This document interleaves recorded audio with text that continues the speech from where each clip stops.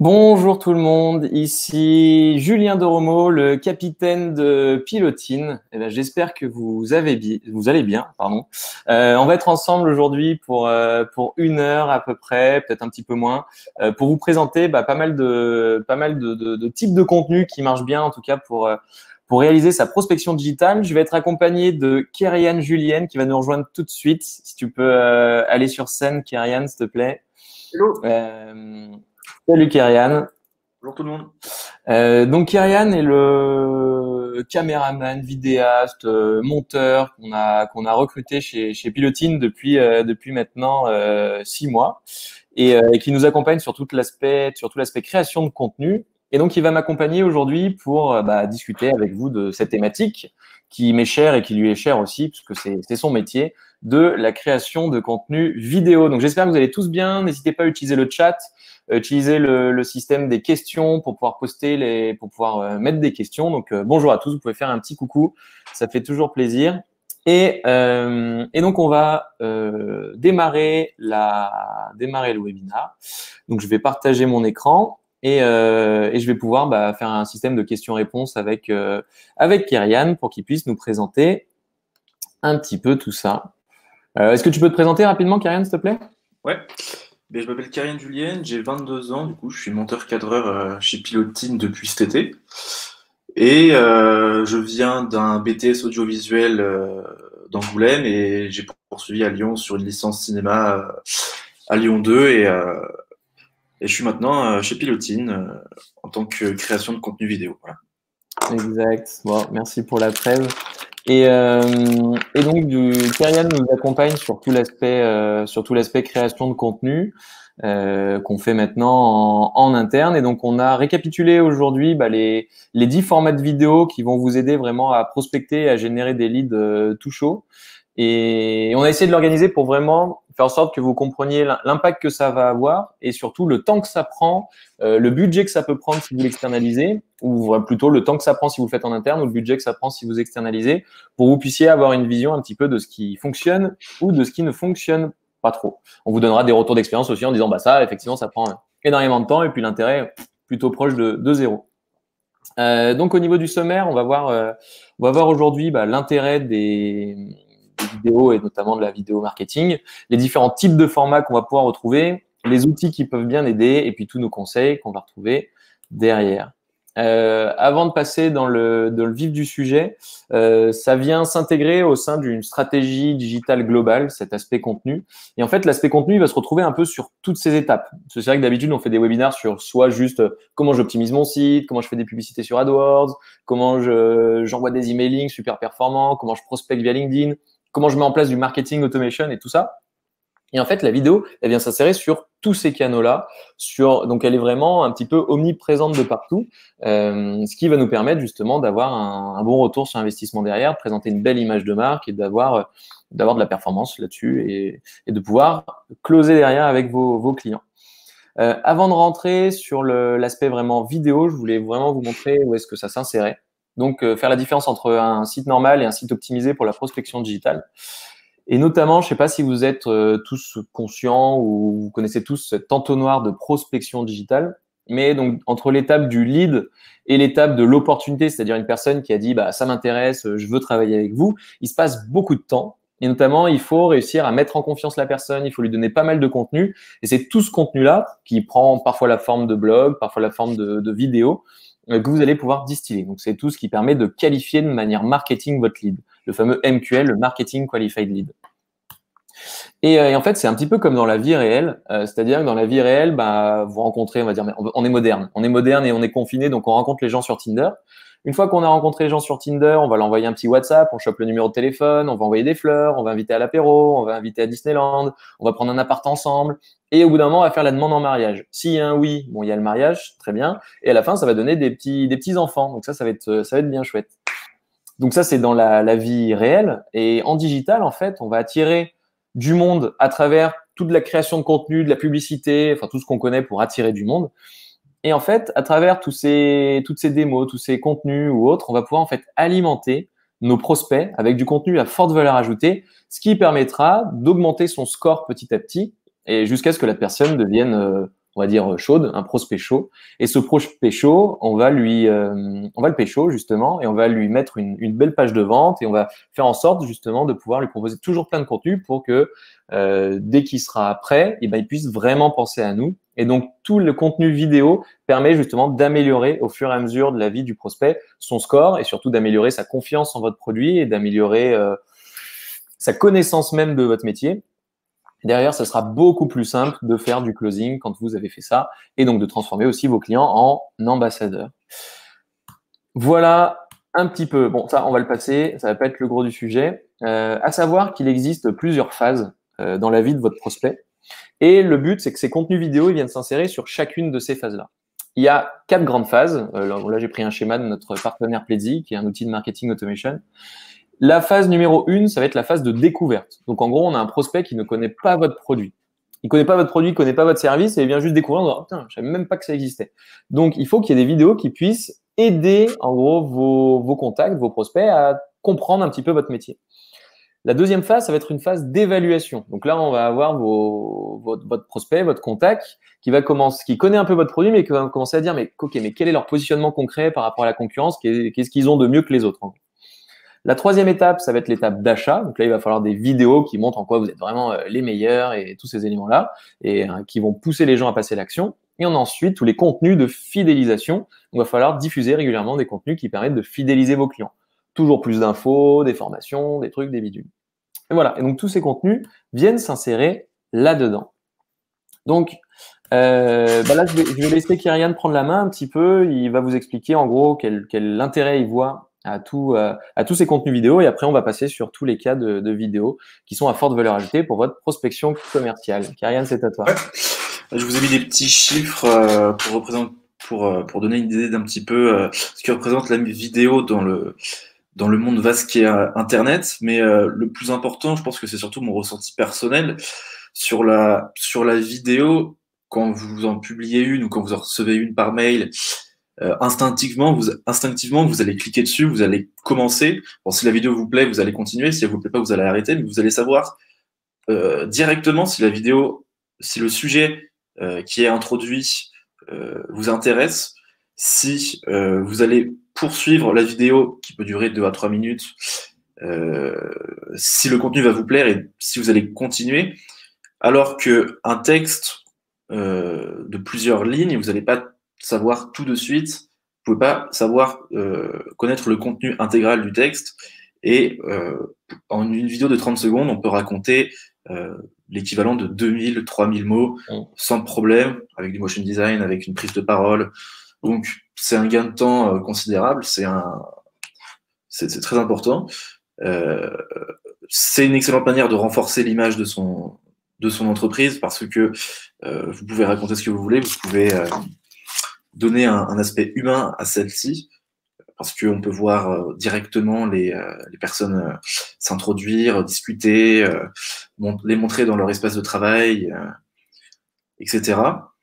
Mais pour avoir une vidéo impactante et une vidéo cohérente, il faut avant tout se poser les bonnes questions, savoir exactement quels sont vos besoins à terme, les cibles du coup,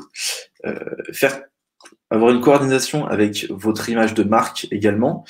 Si votre entreprise si vous voulez promouvoir l'aspect humain de votre entreprise, bien sûr, vous n'allez pas faire une vidéo avec que du texte, avec que du motion design très simple pour juste dire les idées. Vous allez faire participer vos salariés, vous allez faire participer tout le monde.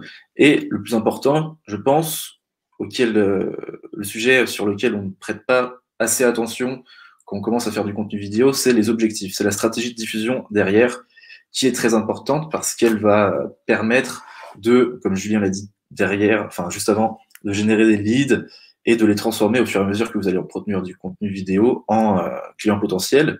C'est la stratégie de diffusion. Est-ce qu'elle se fait en interne? Donc, je pense notamment aux vidéos d'onboarding auxquelles on va parler juste après. Est-ce qu'elle fait en externe pour promouvoir des choses qui vous est chères? Et donc voilà pour cet aspect-là. Ouais, et bah, je te suis totalement, effectivement. Donc, il faut vraiment quand même les préparer en amont, ces vidéos. Ça demande un peu de taf.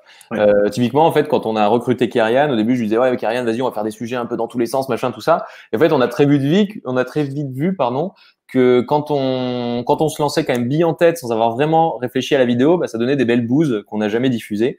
Et donc, du coup, comme quoi, le temps de préparation en amont est quand même assez important.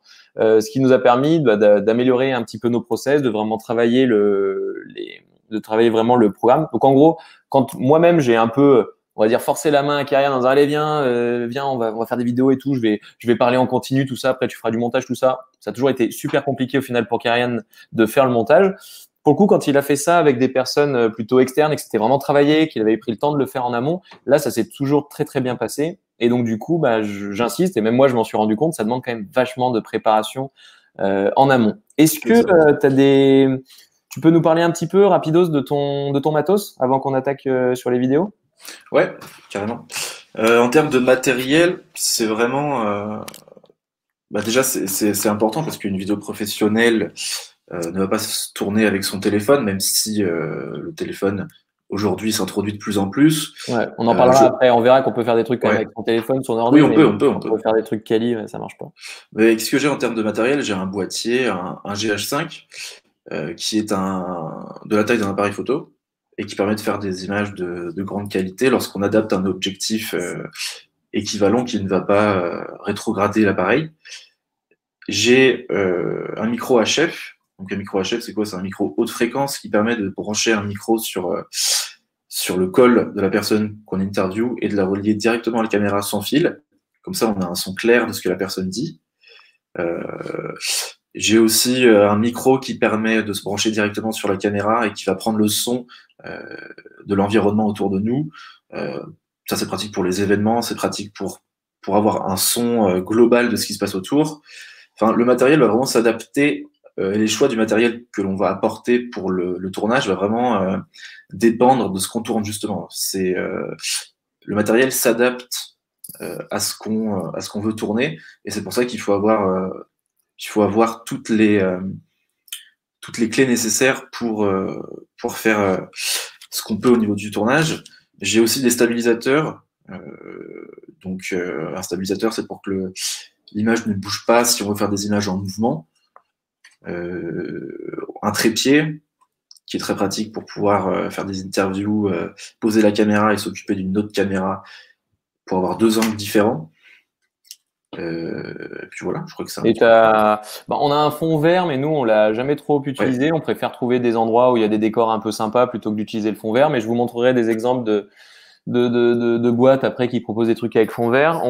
Si, tu as tout aussi les parapluies, les machins, les éclairages. Mais ouais, les éclairages, la en gros, lumière, ça. Kyrian, quand il se déplace pour venir faire une interview, il a un énorme sac. On a acheté un énorme sac à roulettes là, plus des sacs à dos, des machins.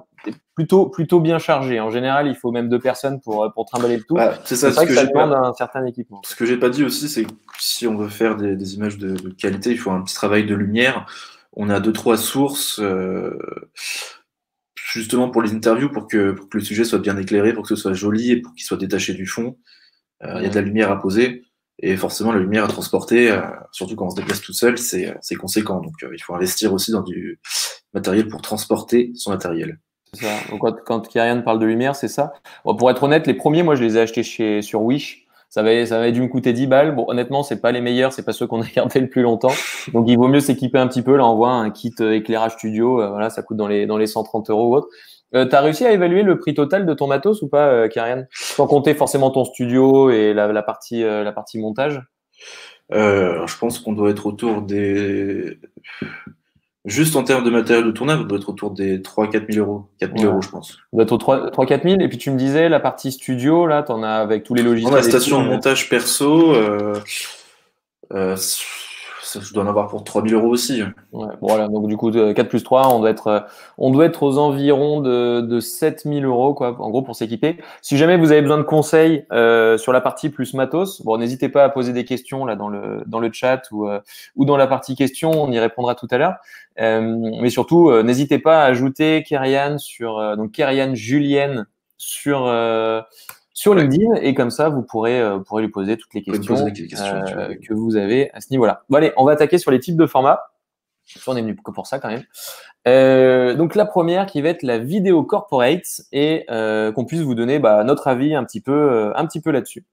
Donc notamment, on a organisé nos slides pour qu'à chaque type de vidéo, on puisse vous mettre la durée recommandée, le temps nécessaire pour réaliser la vidéo, et en gros, si vous le sous-traitez, le budget que ça devrait prendre. Dans ce budget est incorporé en fait tout le temps qui va être passé par le ou les techniciens, et aussi tout le matos qui est utilisé en général. Donc c'est pour ça que vous payez ce prix-là quand vous passez par quelqu'un qui réalise vos vidéos. Par exemple, chez Pilotine, nous, on s'est équipé en investissant dans le matériel, en recrutant Kyrian à temps plein sur cette partie-là. Mais dans d'autres entreprises, vous pouvez sous-traiter en gros cette partie. C'est ce qu'on fait maintenant en fait depuis que Kyrian est arrivé. Mais avant, nous-mêmes, on payait des prestations de cadreurs, monteurs quand on faisait des vidéos. Soit vous avez après des solutions un peu plus prêtes à l'emploi qu'on verra à la toute fin avec des trucs que vous pouvez utiliser vous-même. Un petit commentaire, Kyrian, sur la vidéo corporate? La vidéo corporate, aujourd'hui, le terme corporate, c'est un petit peu un terme qui englobe beaucoup de vidéos différentes, de types de vidéos différentes. Mais moi, ce que j'appelle vidéo corporate, c'est surtout, comme c'est marqué en haut, c'est l'art de raconter son entreprise. C'est une vidéo qui peut se placer sur la première page du site web, et qui va venir en 1 à 2 minutes décrire l'entreprise avec des images qui sont tournées sur le lieu, des images qui sont tournées montrant les gens qui travaillent. Et c'est une excellente manière de présenter son entreprise autrement qu'avec des mots sur son site internet. Et en plus, ça génère du référencement multiple, étant donné qu'elle va être sur votre site web, elle va être trouvable sur Google et sur le site d'hébergement, YouTube, etc. Exact. D'ailleurs, dans les recos, évitez à tout prix de mettre vos vidéos directement sur votre site web, de les héberger sur votre site web. Hébergez-les à chaque fois plutôt sur Vimeo ou sur YouTube ou autre.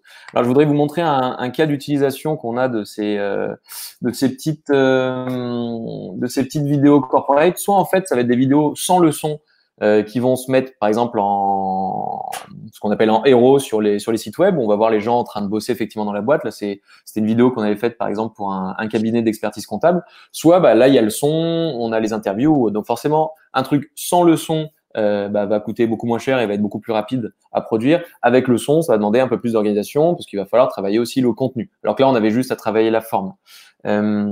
À savoir aussi que ce type de vidéo-là qui vont se mettre dès la page d'accueil sur le site, il faut qu'on ait un cadre. En fait, il ne faut pas que ça bouge dans tous les sens. Parce que je ne sais pas si vous remarquez, mais il n'y a pas trop de mouvement. C'est assez fixe, sinon ça donne le tournis et ça donne envie on n'est pas bien, quoi. Donc du coup, effectivement, on a ces types de vidéos-là. Donc à savoir que ça prend à peu près 4 jours. Par exemple, nous chez Pilotine, on l'a pas encore réalisé, celle-là, la nôtre.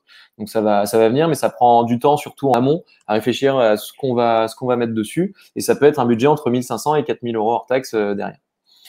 Ok, les interviews collaborateurs. Est-ce que tu as des petits commentaires à faire là-dessus, Kyrian? Je vais montrer un exemple. C'est une interview comme Welcome to the Jungle. C'est ça va très vite à faire. C'est une interview où tu peux montrer l'exemple peut-être. Oui, vas-y. Où Vas-y, je te laisse parler. C'est une interview où attends.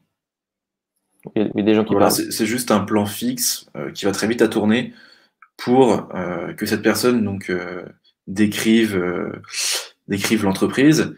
Et ce qui est bien avec celle-ci, c'est qu'on peut en faire plusieurs à l'affilée. Donc c'est le conseil qu'on a donné.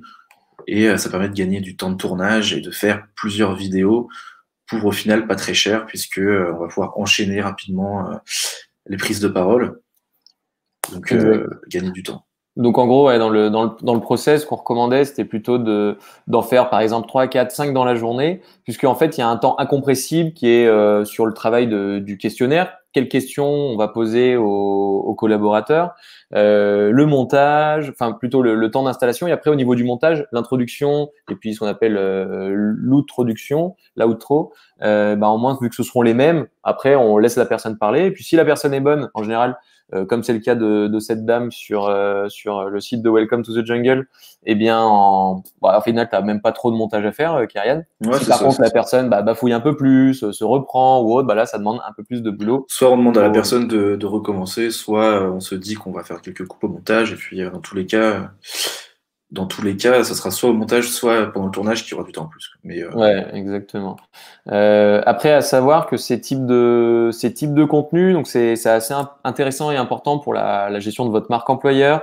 Ça permet de mettre en confiance aussi énormément les prospects qui passent sur votre site internet. Souvent, on le fait pour la marque employeur et pour la prospection en même temps, parce qu'en gros, un client vient en disant ah, ces gens-là, ils ont l'air vraiment chouettes, et un futur collaborateur, ils vont dire oh là là, ces collègues, ils ont l'air vraiment chouettes.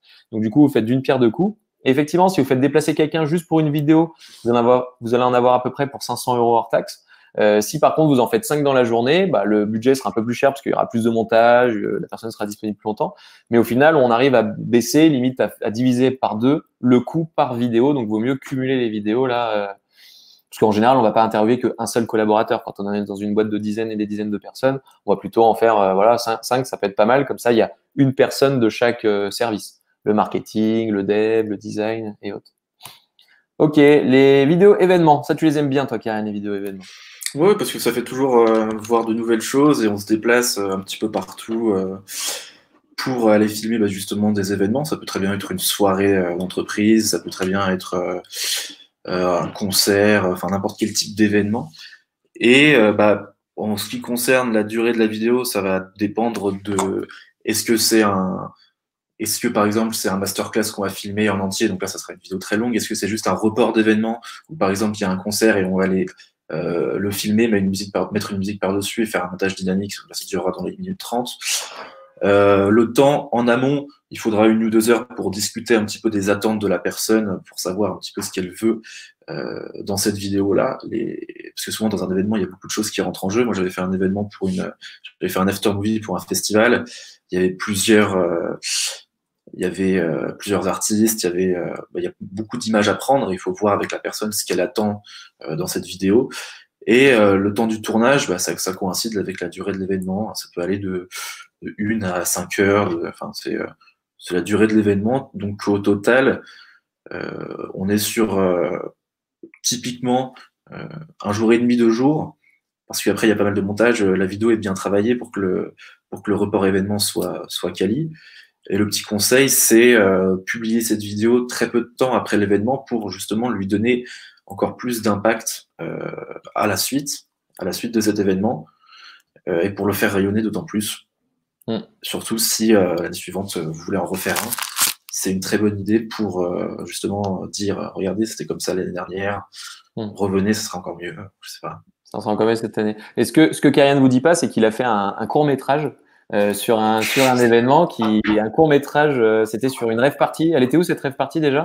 C'est un court-métrage documentaire sur une rave party en Charente. En Charente. Donc en gros, quand c'est pour une boîte, quand c'est pour un client, quand c'est pour nous-mêmes, effectivement, on arrive à faire 2 jours. Là, c'est Kyrian qui était à la gestion de projet, au script. Il a tout eu dans sa tête. T'as mis combien de temps pour monter ton court-métrage? C'est un court-métrage qui me tenait à cœur. Du coup, il y avait toute la logistique à gérer. C'est un court-métrage documentaire. Ensuite, le montage, c'était pendant le premier confinement. Je pense qu'en tout, j'ai mis à tout organiser. Bon, j'étais pas à temps plein tous les jours dessus, mais j'ai dû mettre 2-3 mois, quoi. Ouais, 2-3 mois. C'est Donc un comme projet quoi, personnel. on peut faire des choses en 2 jours, on peut aussi faire des choses en 3 mois. Donc vraiment, le temps qu'on met derrière derrière toutes ces créations de contenu, il est propre au niveau d'exigence, ou en tout cas à ce qu'on veut véhiculer. Clairement, clairement. Je pense honnêtement qu'il y a une stratégie le mieux en général est l'ennemi du bien. Donc quand on est sur le domaine de la prospection digitale, ça vaut pas forcément le coup d'y passer énormément de temps. Là en gros, ça tenait vraiment à cœur. Puis on était sur un court-métrage, on est dans le domaine limite presque du cinéma. Enfin voilà, c'était un documentaire assez poussé. On voit plein de gens qui font la teuf et tout, c'est rigolo. On l'a vu. Et si vous voulez regarder, demandez le lien à Kyrian sur LinkedIn. Et donc du coup, effectivement, faut faire attention à pas non plus y passer trop de temps quand on est dans le domaine, je pense, de l'entreprise, pour essayer d'être sur un maximum d'impact pour le minimum de temps passé. Ok, les témoignages clients qui sont assez importants et dans le domaine de la prospection digitale, parce qu'en général, c'est comme ça que les gens vont vous faire confiance en disant, il y a une petite faute. Et ils vont dire il y a tel client de la boîte qui qui étaient contents d'eux, bah, du coup, ça peut fonctionner pour moi. Et notamment, ce qu'on recommandait, c'est de faire remonter vraiment les avantages concurrentiels, parce qu'en général, vos clients vont parler de vous avec certains mots-clés. Et le but, c'est de faire ressortir dans ces vidéos-là, justement, les bons mots-clés. Par exemple, si vous, dans votre truc, dans votre boîte, une de vos valeurs ou un de vos positionnements, c'est d'être un expert à tout prix, bah, faudra que votre client il dise, ah, eux, c'est vraiment des experts là-dedans. Comme ça va vous positionner un peu par rapport à la concurrence. C'est comme une recommandation quand on veut être embauché dans n'importe quelle boîte. Certains demandent une recommandation d'un ex-employeur. Là, c'est pareil, sauf qu'on peut on peut mettre de la forme dans cette vidéo. Et Agicap le fait très bien. Ils en ont fait plusieurs des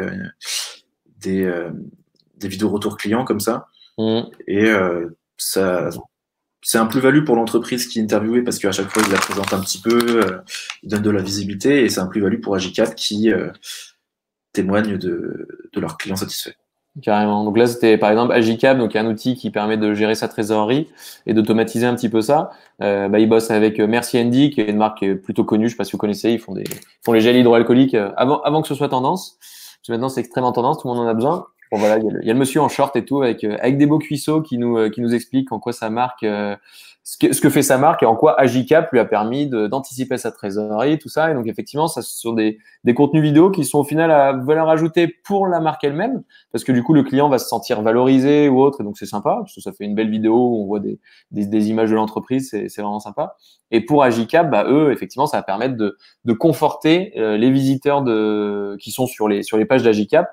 Et donc, en général, ça, les témoignages clients, ça marche vraiment bien parce que s'il y en avait qu'un seul encore, on dirait, bon, allez, ils les ont payés à la rigueur, mais quand il y en a 1, 2, 3, 4, 5, 6, 7, 8, quand il y a une addition, en fait, des témoignages clients, ça va être difficile pour un prospect de se dire, non, ceux-là, je les sens pas trop. Parce que là, en fait, ça va les mettre énormément en confiance. Mais d'ailleurs, ça a marché sur Alix, qui avait découvert une vidéo Agicap comme ça et qui avait pris un produit, du coup, en voyant ce témoignage client.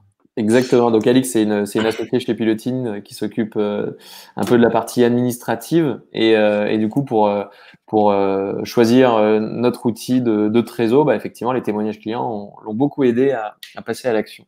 Donc ça marche très bien. Ok. Promotion d'une nouvelle offre. Qu'est-ce que tu peux nous dire là-dessus? Bon, je sais pas si vous avez remarqué, mais en général, toutes les durées de tous ces trucs-là, on est à peu près sur 1 minute 30. Hein. Si vous faites des contenus beaucoup plus longs qu'1 minute 30, ça devient un petit peu compliqué.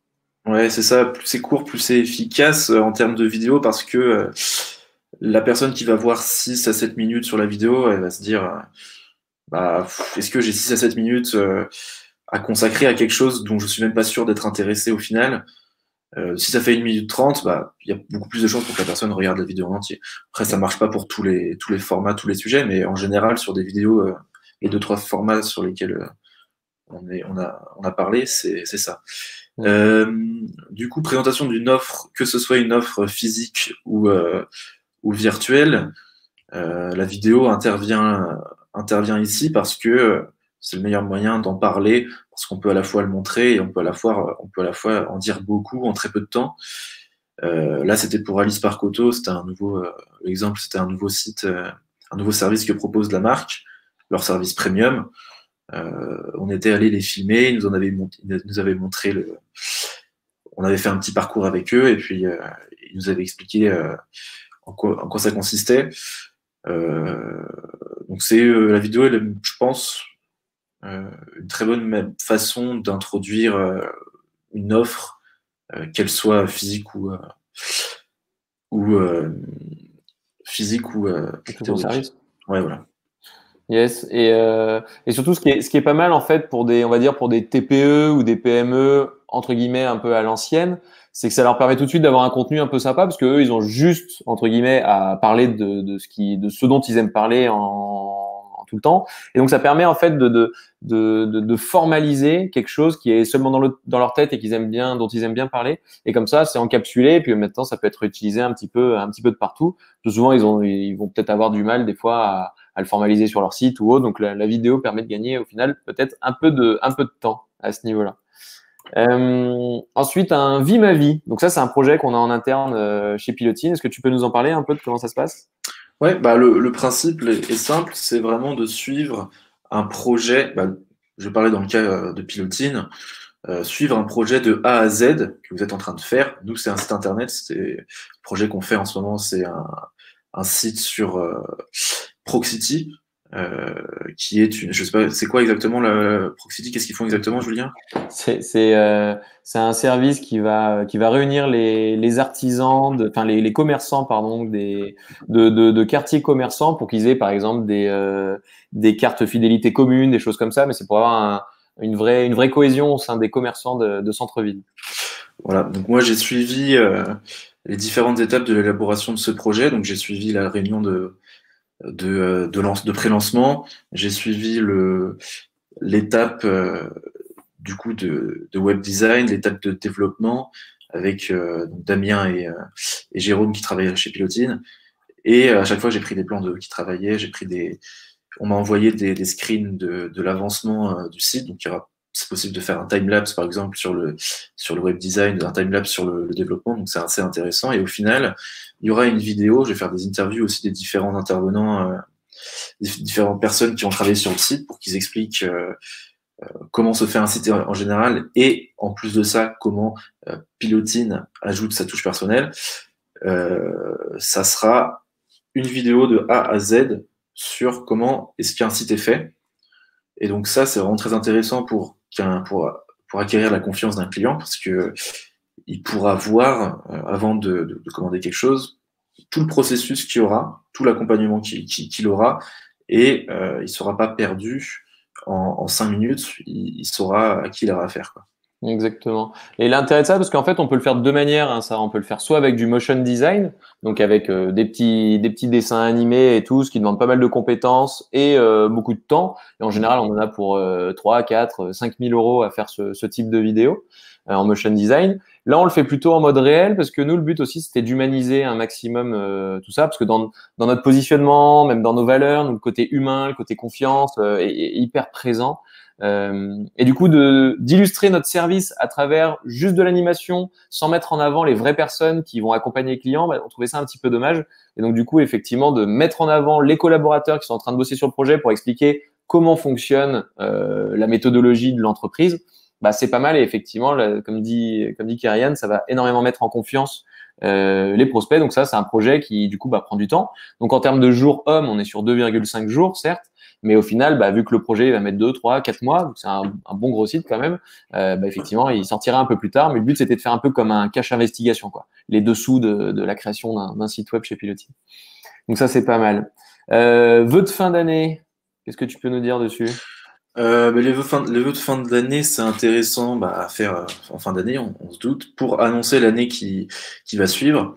Donc là, ça serait 2021, c'est à publier en janvier, donc c'est pour montrer que l'entreprise a des ambitions pour l'année qui va venir, des choses qui sont en marche, des choses qui sont prévues, pour montrer que certaines entreprises n'ont pas énormément de stratégie de communication, donc souvent ils font des vœux de fin d'année pour montrer qu'ils sont encore là et que les choses avancent.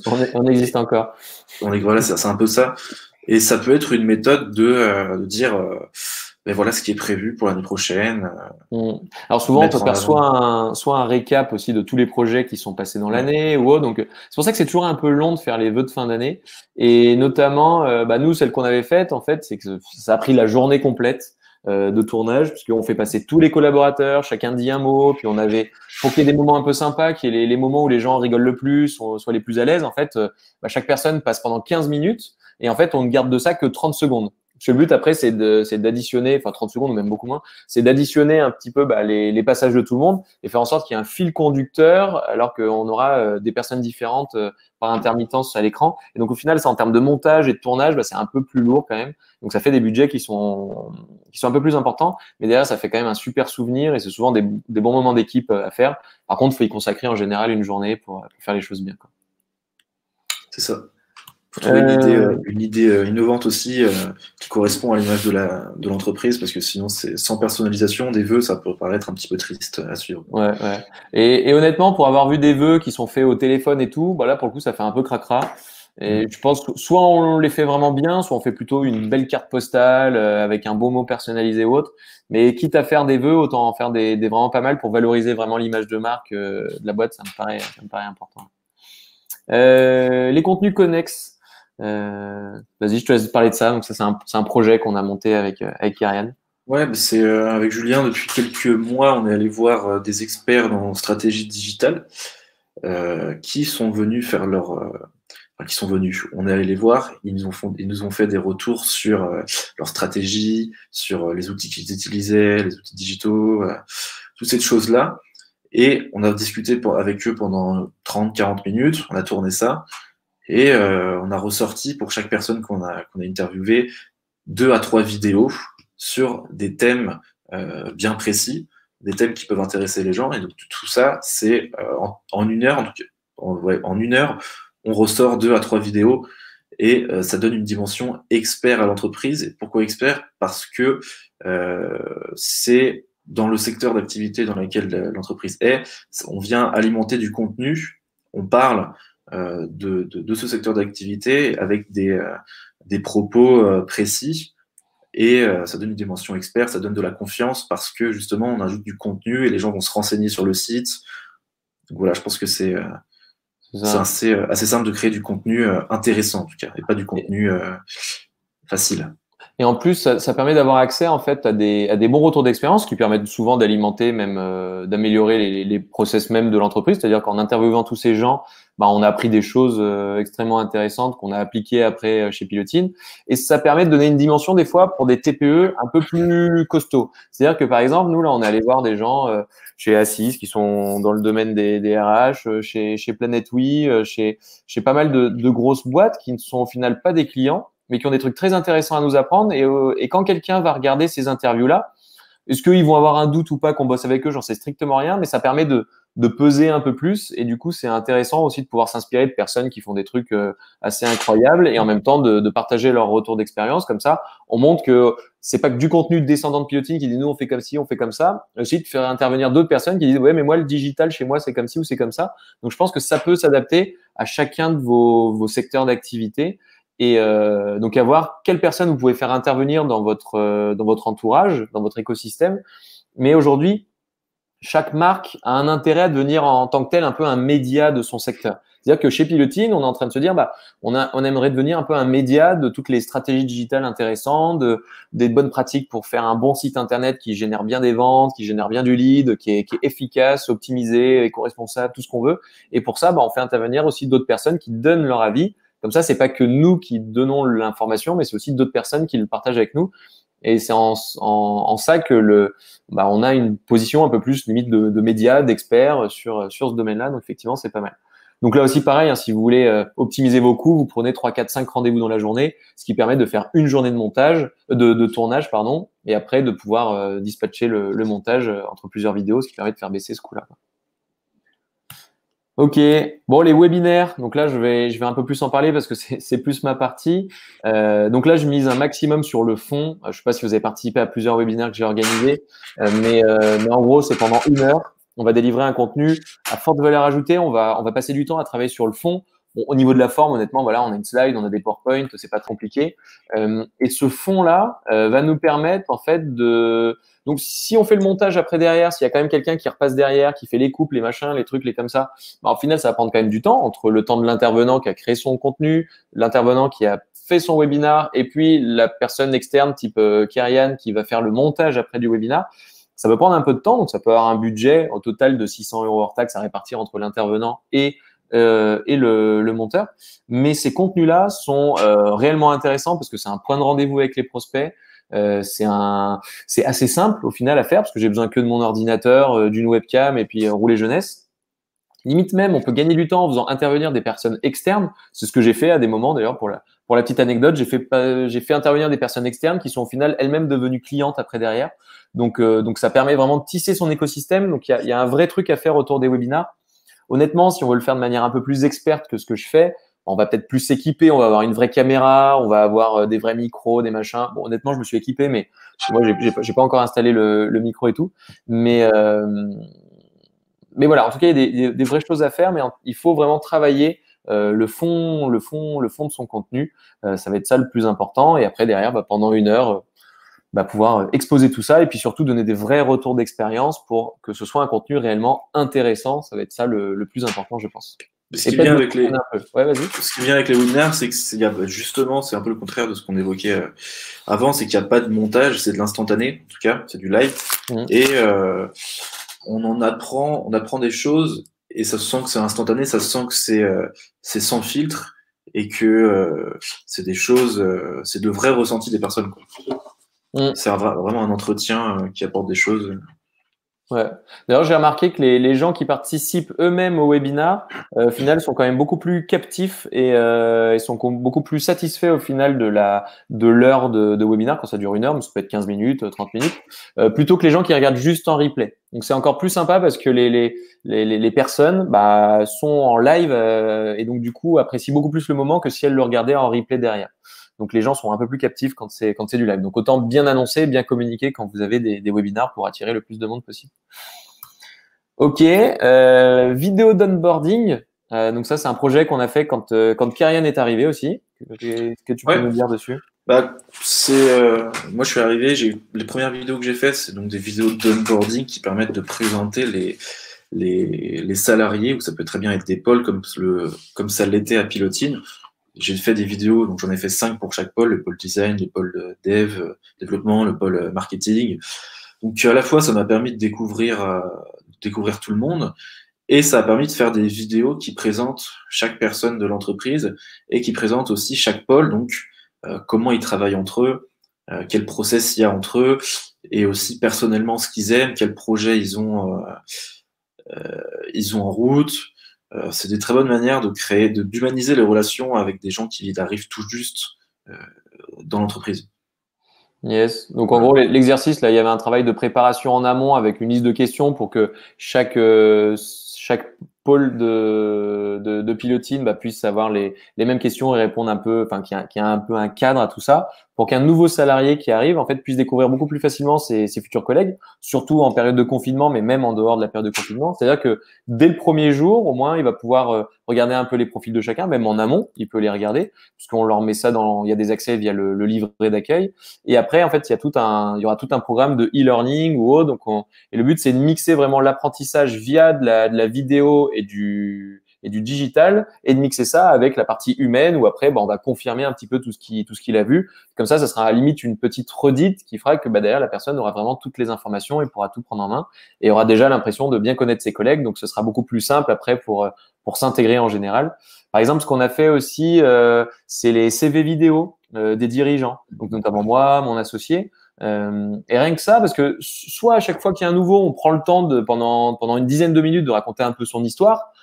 Puis en général, quand on le fait, bah, on a l'impression un peu de saouler la personne. Soit la personne, si ça l'intéresse réellement, bah, elle a accès à tout le CV pour savoir bah, un peu l'histoire des personnes chez Pilotine, pour savoir ce qu'ils faisaient avant, ce qu'ils ont vécu avant, machin.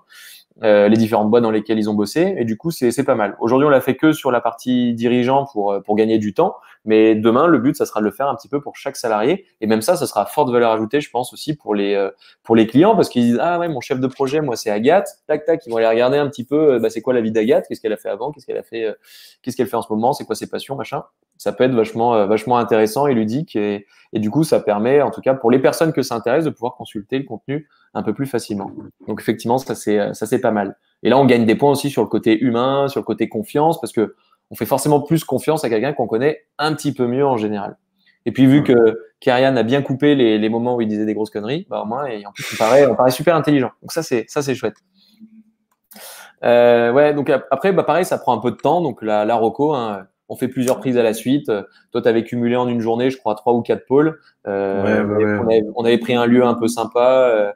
Il y avait une cuisine en fond un peu sympa. Il y avait un peu de déco, ce qui permet d'être dans un endroit un peu cool avant qu'on ait nos futurs locaux. C'est ça.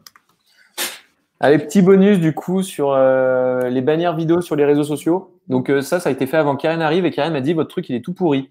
Raconte-nous un peu pourquoi il est tout pourri. C'est pas vrai, j'ai pas dit tout pourri, mais non, en vrai, la vidéo est bien, mais les bannières sur les réseaux sociaux, bah, sur Facebook, je crois que c'est le seul où on peut mettre une bannière vidéo d'ailleurs, je crois, sur le réseau social.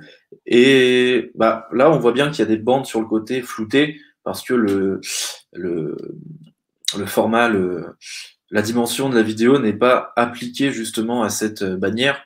Donc là, ça doit être une bannière qui doit être élargie. Et donc là, ça n'a pas été fait. Donc il suffit juste de reprendre cette vidéo et d'élargir, donc de réduire la dimension en hauteur pour que cette vidéo prenne toute la bannière. Et voilà. Oui, voilà, il faut mettre un letterbox, une letterbox, ou alors redimensionner directement la séquence sur Premiere Pro pour qu'elle s'intègre bien à la bannière. Ce que je vais faire d'ailleurs, vu que j'ai vu que c'était pas fait. On va le modifier. Mais en tout cas, voilà. Donc là, pareil, c'est des moments d'équipe, des trucs sympas. C'est le genre de vidéo qu'on pourrait retrouver là sur la page d'accueil du site, sans le son, par exemple. C'est le but, c'est pour un peu s'immerger dans l'environnement de la boîte. Donc limite, on peut faire d'une pierre deux coups, quoi. En mettre une en bannière là sur Facebook, et puis mettre sur le site et autres. Ça peut être effectivement sympa. Et là, en général, on a juste besoin d'avoir des rushs de l'entreprise. Donc voilà, on fait des coupes, on prend les gens en train de rigoler, en train de faire ci, et on leur raconte des blagues comme ça. Hop, ils rigolent, on capture l'instant, et après ça fait un joli petit montage. La vidéo des formations en ligne. Donc là, nous aujourd'hui, on l'a fait surtout via notre ordinateur, parce que c'est le moyen le plus rapide de se lancer, parce que quand on fait l'exercice la première fois, en général, on ne sait pas exactement où on se lance. Donc via un ordinateur, c'est exactement comme un webinar. Ça va être des vidéos qui vont prendre de 15 minutes à 1 heure, où on va s'efforcer d'avoir un cheminement assez précis sur le fond qu'on va appliquer. Donc là, par exemple, c'était une formation sur ActiveCampaign. Et cette formation sur ActiveCampaign, je l'enregistre comme sur un webinar. Et derrière, ça va faire des vidéos disponibles qu'on va soit cacher, ça va être des formations payantes, soit ça va être des formations gratuites, compte adresse mail qu'on va mettre à disposition. Mais le top moumoute quand même, ça serait d'avoir une vraie vidéo, comme vous voyez sur les LinkedIn Learning ou les trucs comme ça, où il y a une vraie préparation ou autre, mais là on passe en mode professionnel. Est-ce que tu as un commentaire à faire là-dessus, Karim? Ouais, c'est toujours là, on est sur des vidéos d'1 heure, 1 heure et demie, 2 heures, donc ça serait difficile de faire un live. En tout cas, ça serait beaucoup plus long à installer, ça demanderait beaucoup plus de temps, mais il est effectivement possible, si on veut s'y mettre vraiment, pour commencer, on peut faire ça sur des formations plus courtes, de une dizaine, vingtaine de minutes, de recréer un cadre plutôt sympa autour d'une table, sur un canapé, je sais pas, de filmer cette personne qui est sur son ordinateur et qui s'adresse vraiment à la caméra pour dire vous faites ça, et que en plus sur cette vidéo il y ait d'incruster l'écran à côté ou par-dessus, je sais pas, et de faire du montage en live entre ces 2 plans ou les 3 plans, rajouter une caméra. Enfin, il y a énormément de possibilités. De toute façon, vous voyez très bien sur Twitch comment ils se débrouillent. Il y a beaucoup de possibilités avec le live, et ça peut être dans tous les cas, l'information est dite. Donc c'est pas ce qui est le plus important, je pense, la forme sur ça, quoi.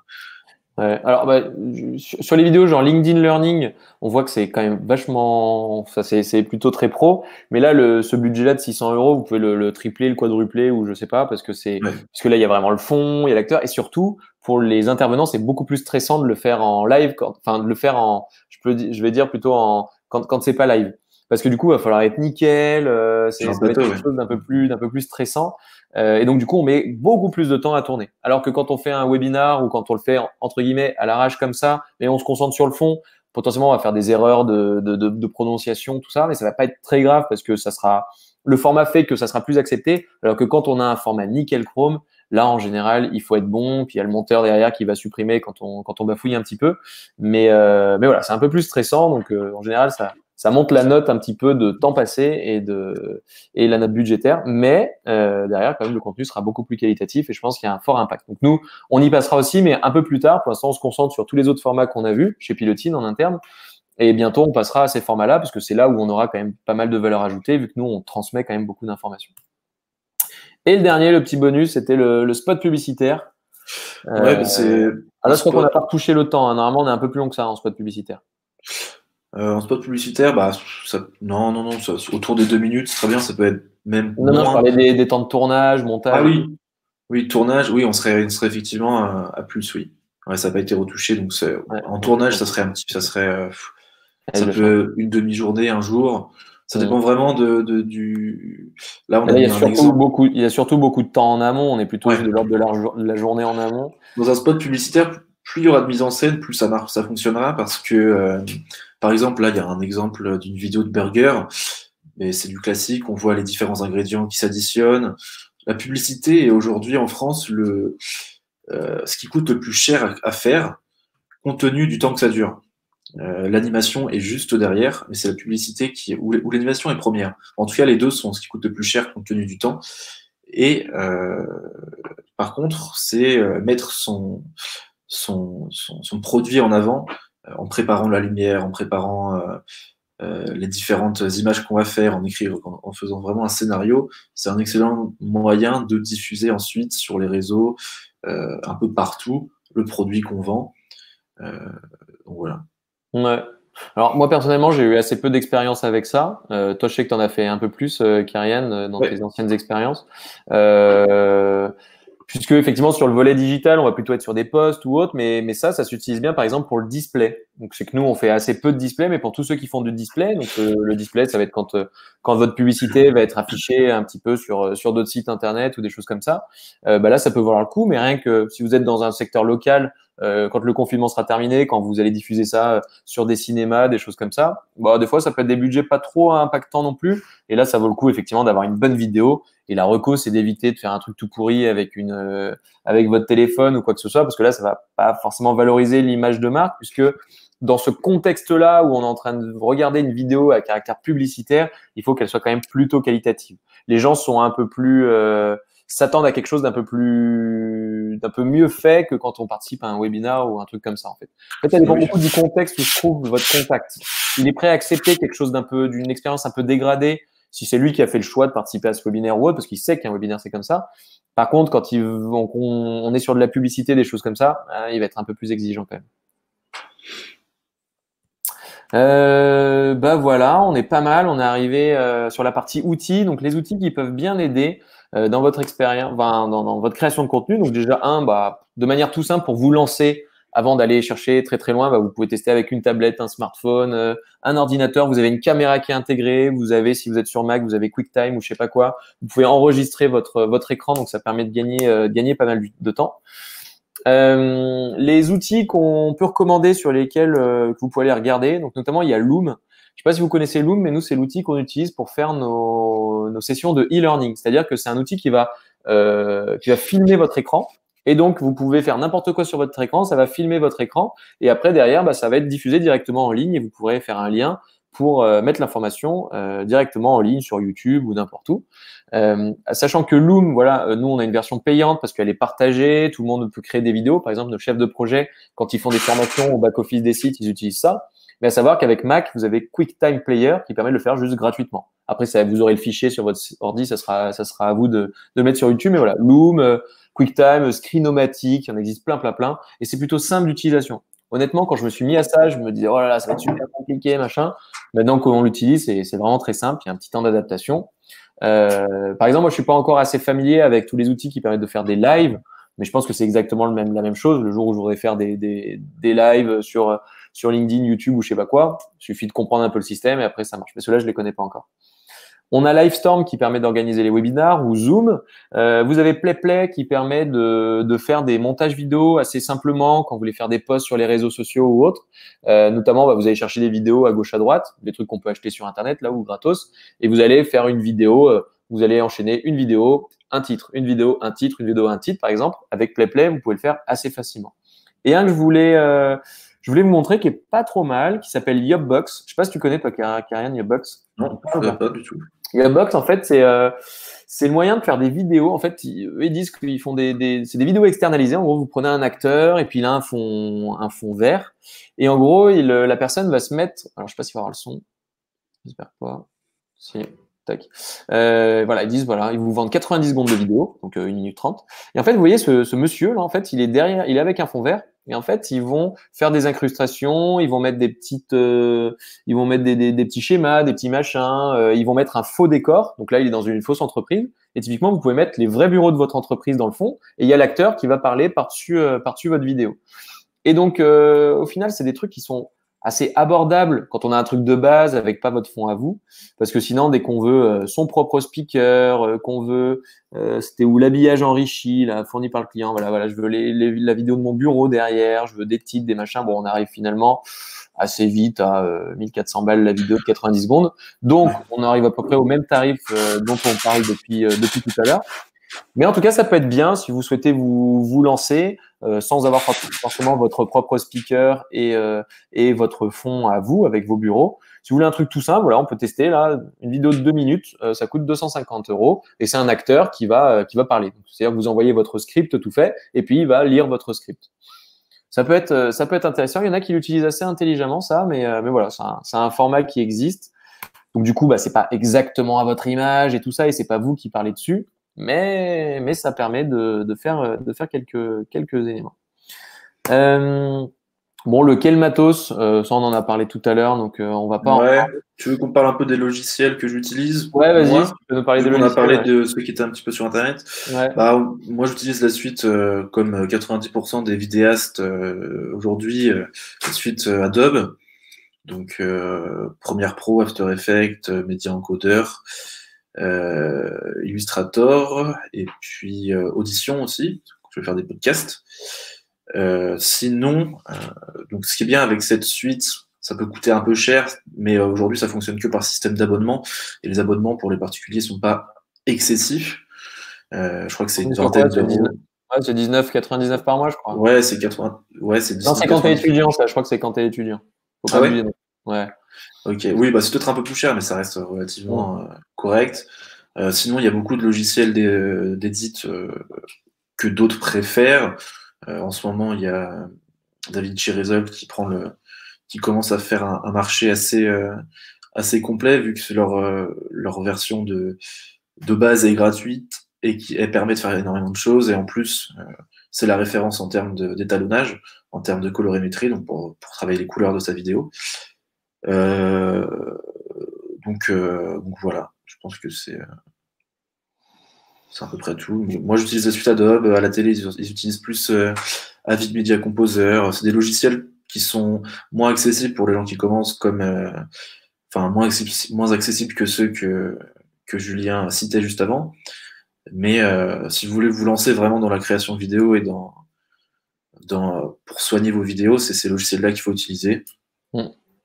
Après, il y a Final Cut qui est très utilisé dans le monde du journalisme aussi, vu que c'est assez intuitif et que Final Cut Pro, et c'est beaucoup moins utilisé ces derniers temps parce que la version 10 a déçu les professionnels, mais ça reste utilisé dans le monde du journalisme parce que ça va vite. Et ça, Et c'était qu'il que y a des Mac, presets. non? Ouais, ça c'est que Mac, ouais. C'est que Mac. Ouais. Parce que nous, du coup, avec Pilotine, il y a une autre boîte qui s'appelle Lyon Entreprise, qui est un média. Effectivement, on a des journalistes, reporters d'images, et eux, ils utilisaient Final Cut parce ils sont formés là-dessus en fait dès l'école pour utiliser ça. Mais effectivement, toi, Kyrian, t'es plus sur la suite Adobe, quoi. Moi, j'ai fait mes études sur Avid Media Composer, mais de mon côté, j'ai travaillé sur la suite Adobe parce que c'est plus accessible quand on n'est pas sur des longs formats de vidéo. Ouais. Avid Media Composer, c'est bien quand on est sur des formats très longs parce que c'est le logiciel le plus puissant.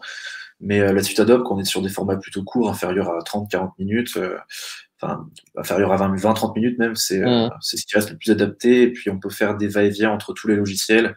C'est quand même très pratique quand on est sur de la création de contenu comme ça. Ok, super. Bah, merci pour ce temps d'échange. On va répondre aux questions. Juste avant de finir, sur la slide que vous allez tous recevoir par mail suite au live, vous allez avoir des liens complémentaires vers d'autres webinaires à forte valeur ajoutée qu'on a pu faire, notamment l'art de la prospection email pour choper du lead, prospection LinkedIn ou comment réaliser son cahier des charges quand on est en pleine refonte de site pour se louper sur rien et faire un site qui envoie du lourd. Combien coûte un site aussi? Ça peut être utile. Et on a plein de ressources, d'outils avec des codes promo et tout qu'on a réussi à récupérer, que vous pouvez retrouver sur le site de Pilotine. Et voilà, donc on a plein d'autres webinaires aussi de prévus. À la fin du live d'ailleurs, vous allez être redirigé vers la page de nos autres webinaires s'il y a des sujets qui vous intéressent. Et en tout cas, si vous avez des questions supplémentaires, Kyrian, moi-même et l'intégralité des 21 marins de l'équipe de Pilotine, on est à votre disposition pour répondre à toutes vos questions. Et puis si vous avez des projets de vidéo, n'hésitez pas à en parler avec Kyrian pour qu'il puisse Ouais. vous donner son avis, ses retours d'expérience, ses petites astuces. Je sais que notamment, nous, on en avait un peu galéré au début quand tu n'étais pas encore là sur le son. On a toujours des sons un peu pourris, donc il faut quand même bien s'équiper sur le son, sur l'image. On avait quand on prenait des jeunes en stage pour faire ça, ils faisaient pas l'étalonnage de blanc, tout ça. Bon, perso, c'est pas mon métier, donc je sais pas, mais en tout cas, on avait les interviewés, ils se retrouvaient, ils étaient tout jaunes et tout, donc ça reste quand même un métier. Et à la rigueur, si c'est pas votre métier, évitez Enfin, moi, ma reco, quand même, c'est en mode vraiment amateur, vaut mieux le faire avec un téléphone, je pense, parce que les réglages des téléphones font que c'est un peu plus propre. Alors que si on a le bon gros réflexe de pro, mais qu'on est un amateur, honnêtement, ça rend plutôt des trucs un peu pas top, Bah, en général. c'est ça, c'est que un hybride type GH5, type A7S3, A7S2, A7S3, A7S, enfin tous les boîtiers qui sont des caméras, je dirais, professionnelles, et encore les caméras professionnelles utilisées sur les vraies boîtes de production sont encore plus chères et plus compliquées à maîtriser techniquement. Si on ne sait pas maîtriser des appareils qui sont assez complexes comme ça, avec beaucoup de réglages dessus, autant faire ça avec le portable, autant assumer le côté amateur de la chose et le faire en l'assumant pleinement plutôt que d'essayer d'acheter du matériel cher alors qu'on ne s'est pas renseigné du tout sur les bases de la création de contenu vidéo, donc comment faire un cadre, comment faire la balance des blancs, comment Ouais. pas Nous, on l'a tourner, découvert, comment exporter. on avait pris des personnes dont c'était pas le métier en leur mettant un bel appareil entre les mains en disant vas-y champion, et ben, c'était pas forcément. Du coup, le résultat n'était pas aussi professionnel que si on fait avec quelqu'un qui a appris ça. Du coup, il y a quelques petites questions pour toi, Kyrian. À un Ouais. moment, tu as parlé de letterboxer. Est-ce que tu peux nous expliquer le terme un peu ce que ça veut dire? Je crois que j'en avais pas parlé, mais c'est justement Guillaume qui soumettait l'idée que ajouter, ça c'était pour les bannières. Ouais, La bannière, il disait mettre une letterbox pour pour pouvoir faire en sorte que ça remplisse toute la bannière. D'ailleurs, je pense même pas que ce soit la meilleure solution parce que la letterbox se verrait justement dans la bannière. Et qu'est-ce que la letterbox? Dis-nous tout. Une letterbox, c'est un overlay enfin un Qu'est-ce fichier qu'un qu'on va, overlay? c'est un calque qu'on va mettre par-dessus la vidéo Donc et en qui gros, va venir la il y a une découper. surimpression par-dessus la vidéo, quoi. Ouais, c'est ça. En général, l'erreur des débutants quand on veut faire l'erreur des débutants qui veulent donner un côté un peu plus cinématique à leur vidéo, ils vont rajouter des bandes noires dessus. Mhm. Mais le mieux à faire, c'est de directement redimensionner sa séquence. Donc une vidéo de base est tournée en 1920 par 1080. Le mieux, c'est de redimensionner sa séquence en passant à du 1617 par 1080 pour que on soit plus sur une image moins, comment je pourrais dire, moins Moins écrasé. haute. Mhm. Et c'est juste pour avoir un format cinéma 2.35. Au lieu de mettre des bandes noires, juste redimensionner sa séquence. C'est beaucoup mieux et YouTube ne rajoutera pas des bandes noires. YouTube aura directement dans son algorithme la vidéo comme écrasée en 2.35, quoi. Enfin, je sais pas si j'ai été Ok. clair, mais c'est assez compliqué à expliquer avec des Ouais, mots. si vous avez des questions là-dessus, n'hésitez pas à demander à Kyrian, parce que là, ça devient un petit peu technique, effectivement. Et Guillaume posait une question aussi. Est-ce que la vidéo est adaptée pour toutes les phases du funnel? Donc découverte, évaluation, achat, fidélisation. Bon, c'était au tout début du webinaire, mais effectivement, les contenus vidéo peuvent s'insérer de partout, puisque qu'on soit en phase de découverte et il faut découvrir le produit, bah là, on sera plus sur les vidéos un peu corporate ou l'explication de la méthodologie. C'est un peu ce qu'on expliquait, un peu comment ça se passe la création d'un site chez Pilotine, par exemple. Puis à la fin, les gens ils disent ah ouais, mais je pensais même pas que c'était comme ça.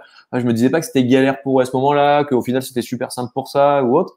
Donc ça c'est pour la phase de découverte. Quand on est en phase d'évaluation, souvent on va essayer de comparer un peu ce qui est comparable. En disant bon, il y a le concurrent 1, il propose à 10 000 euros, l'autre il propose à 5 000, l'autre il propose à 500 balles. C'est quoi la différence? Et puis bah là, une vidéo va permettre d'expliquer en quoi, par exemple, chez nous, chez n'importe qui, en fonction de votre secteur d'activité, vous allez dire oui, mais nous c'est parce que nos process sont assez quali, il y a un bon suivi, vous avez un vrai chef de projet, vous avez ci, vous avez ça. Et du coup, la vidéo, à travers la vidéo, on va comprendre qu'il y a peut-être une plus grosse équipe, on va comprendre que c'est plus sérieux, on va comprendre que c'est plus qualitatif, on va comprendre pas mal de choses. Et sur la phase d'achat, là, on va avoir des. Alors là, ça sera plutôt sur les vidéos peut-être un peu plus promotionnelles, où on pourra pousser les gens à l'acte d'achat en disant voilà, en ce moment, il y a moins 50%, les trucs qu'on va plutôt diffuser sur les réseaux sociaux. Mais effectivement, la vidéo en amont, dans ce qu'on met dans le fameux marketing automation, là, le truc qui va envoyer des emails régulièrement et qui va faire monter le score de vos prospects, comme on a vu dans les schémas tout en haut, eh bien là, on va plutôt être dans la phase découverte et évaluation. Et après, pour le passage à l'acte d'achat, souvent, soit les gens le font naturellement en disant bon, c'est le bon moment pour moi, soit on va faire des vidéos un peu plus promotionnelles. Dans notre secteur, par exemple, le service, on va rarement faire des sites à moins 50%. Quand on est sur des produits, c'est là où on pourrait faire la petite vidéo qui dit allez, moins 50% en ce moment, et les soldes et tout, on y va. Et pour la fidélisation, en fait, on retrouve à peu près les mêmes que découverte, évaluation. On va être sur les fameux onboarding dont on a parlé avec Kyrian, qui vont être les embarquements en français. Et cet embarquement va permettre d'avoir des informations tout de suite avant de rencontrer même des personnes de la boîte, de pouvoir avoir déjà des informations. Qui sont mes collègues, qui sont ci, qui sont ça. Et pour un client, ça peut être pareil. Quelles sont les premières questions auxquelles je dois répondre et d'avoir des vidéos un peu explicatives de ce qu'il doit réellement prendre en compte ou de ce qu'il doit préparer avant de commencer un projet avec nous. Donc ça, vous pouvez l'adapter aussi à votre secteur d'activité. Oui, oui, Guillaume a tout à fait raison. Les témoignages clients dans la partie achat sont un peu importants. Typiquement, Alix chez nous a bien fonctionné. Enfin, c'est inspiré de tous ces témoignages clients et tout ça, donc c'est pas mal et ça fait effectivement beaucoup de réassurance. Mais de toute façon, tous ces contenus-là, à quel niveau qu'ils soient, permettent de rassurer la personne. Ils vont sortir plus en confiance. Si on a une image, si on a une boîte à taille humaine, tout ça, ils vont dire ah, ils ont l'air vraiment sympas et tout, donc ça va les rassurer. Les témoignages clients vont permettre aussi de rassurer en disant bon, en plus ils ont l'air sérieux, ils ont l'air sympas, mais ils ont l'air sérieux. Les gens pensent du bien d'eux. Et après, ils vont aller regarder les avis et tout ça. Donc, plus on a d'avis, plus on a de témoignages, plus ça aide effectivement à passer à l'acte d'achat. Voilà, j'espère que ça vous a été utile. Merci beaucoup, Kyrian, d'avoir Merci à toi. Merci participé à ce webinaire et d'avoir répondu à mes questions et de m'avoir aidé aussi à préparer la presse. Je ne sais pas si vous avez encore des questions. Est-ce que tu voulais rajouter quelque chose, toi, Kyrian, avant Non, je pense qu'on a fait le tour de tout ce qu'on voulait dire, même plus que le tour. Donc, je pense que c'est très bien comme ça. Parfait. Merci beaucoup. Je vous invite, s'il vous plaît, à mettre une note entre 0 et 5. C'était la première fois qu'on faisait ce type de webinar un peu croisé avec des experts pilotines. On va le faire beaucoup plus régulièrement et j'aimerais bien avoir votre avis. Donc 0, vous avez rien appris, ça servait à rien, vous avez perdu votre temps. 5, c'était bien utile. Vous allez pouvoir mettre en pratique et vous avez eu des bons retours d'expérience. Ça nous permet d'améliorer, en fait, si vous pouvez mettre des conseils de ce que vous aimeriez améliorer. Et tiens, un truc dont j'avais pas parlé au tout début, quand on est sur la vidéo genre corporate, mais dès qu'on commence, il faut être vachement en phase, je pense, quand on est sur cet exercice-là et qu'on va commencer à y mettre des sous, il faut être énormément en phase avec la raison d'être de l'entreprise, le positionnement, les valeurs, l'offre produit. Si vous êtes pas en phase avec ça, vas-y. Excuse-moi, c'est pour ça que c'est une des vidéos qui demande le plus de préparation parce qu'il faut, il faut qu'il y ait une vraie relation entre le réalisateur de la vidéo et l'entreprise pour que ce réalisateur comprenne ce que l'entreprise veut mettre en avant. C'est pour ça qu'il y a du temps en amont en plus. Exactement. Si c'est un truc qui vous intéresse, en fait, avec Pilotine, on travaille ça depuis 1 an et en fait, j'ai fait un guide qui permet de récapituler tous les éléments qu'il faut prendre en compte dans sa stratégie d'entreprise, donc la raison d'être, le positionnement, les valeurs, l'offre produit, l'organisation de la boîte, où est-ce qu'il se situe par rapport à la concurrence, les avantages concurrentiels, tout ça. Si ça vous intéresse, n'hésitez pas à me demander sur LinkedIn ce document-là. Donc, vous m'ajoutez Julien Deromo et dans les messages, vous m'envoyez en disant est-ce que je pourrais avoir, s'il te plaît, le guide sur le positionnement de l'entreprise ou la stratégie d'entreprise. Et en fait, en remplissant ce document-là, vous aurez tout à disposition pour super bien l'expliquer dans n'importe quelle vidéo et ça vous fera gagner énormément de temps. Donc, si ça peut vous intéresser, n'hésitez pas à me le demander sur LinkedIn et je vous l'enverrai avec grand plaisir. C'est tout gratuit. C'est cadeau. Bon, je vous souhaite à tous et à toutes une excellente journée. Et puis, à bientôt. Vous allez recevoir le replay et la présentation dans votre boîte mail. Donc, n'hésitez pas. Bonne journée à tous, au revoir. À plus, au revoir. Ciao.